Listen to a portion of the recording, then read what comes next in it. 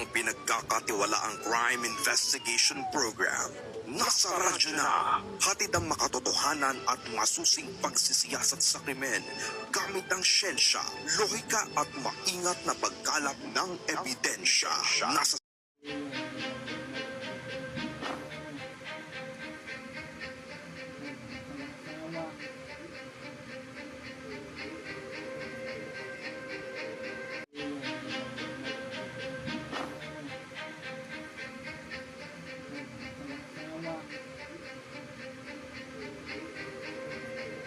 Magandang umaga, Ginoong Pacifico de la Cruz. Magtatanong lang po ako tungkol sa insidenteng naganap noong October 12.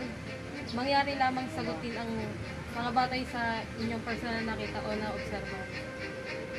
Ako po si Pacifico de la Cruz, may-ari po ng sari-sari store sa Barangay San Jose. Nasaan po kayo bandang alas 10 ng gabi noong October 12? Nagasara po ako ng tindahan ko malapit po sa pinangyarihan ng insidente. Gaano po kayo kalayo sa lugar ng pinangyarihan? Siguro po mga 10 metro layo po mula sa pinangyarihan. Maliwanag po ba ang lugar ng oras na yun? Opo, maliwanag po kaya nakita ko po yung nangyari. Ano po ang unang nakatawag ng inyong pansin? May pinay po. Ano po ang nakita niyo matapos po marinig niyo yung sigawan? Nakita ko po yung isang lalaki, bumulot po ng patay. Tapos nakita ko rin po paano ka malaksak po sa biktima. Nakita ko po yung biktima, bumagsak po sa labas. Tapos yung sa pakusap po tumatakbo para makakaas. Ano po ang ginawa niyo pagkatapos ng pangyayari? May nakita po akong nagpapatrol na police. Tapos dinawag ko po sila para ma-actionan po agad yung incidente. May personal po ba kayong relasyon sa biktima o sa suspect? Wala po. Kasi madalas lang po sila bumibili sa akin dito kaya namumukhaan ko din po. Maraming salamat po, Ginoong Pacifico. Ang inyong nalaman at nasaksihan ay magagamit po sa aming mga investigasyon. Nakakaibigan ka ba ng Tagalog? Magandang gabi, Ginoong Procopio. Magandang po ka. Bago tayo magsimulas, pinapaalam ko sa inyo ang inyong mga karapatan. May karapatan kayong mananalig, may karapatan din kayong kumuha ng sarili ng abogado. At kung wala ng kakayahan ng kumuha ng sarili ng abogado, pagkakalog sa inyong buhay.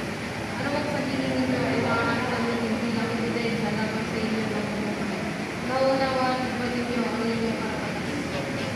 Ano po itong 10:30 na gabi noong October 12? Pauwi na po ako. Galing po ako sa trabaho. Kilala mo si Kalika Ramos. Ikaw bang nagkaroon sa'yo ng alita tungkol sa hindi nabayaran ng festival? Nagkaroon po kami ng aming tanong. Pero hindi po siya kinatay. May saksi na nagsabing nakita ka niya nung sinaksak mo si Danilo ng 2 beses. Anong masasabi mo dito? Hindi po yung totoo. Nagkakamali po siya. Paano may paliwanag ang mga dugong nakita sa iyong damit na ikaw ay maalis? Nung may nakita po kasi ako ng TV, baka narinig lang po sa akin yung wala nagkaroon po ako ng... May napulot po kasi ako May napulot po kasi ako sa gilid ng kalsada na may kutsilyo, na may dugo. Hindi ko na po agad na punasan po. Kung napulot mo lamang ang kutsilyo, bakit hindi mo ito isinuko sa pulis? Natakot po kasi ako. Bakit ka tumatakbo papunta sa highway pagtapos ng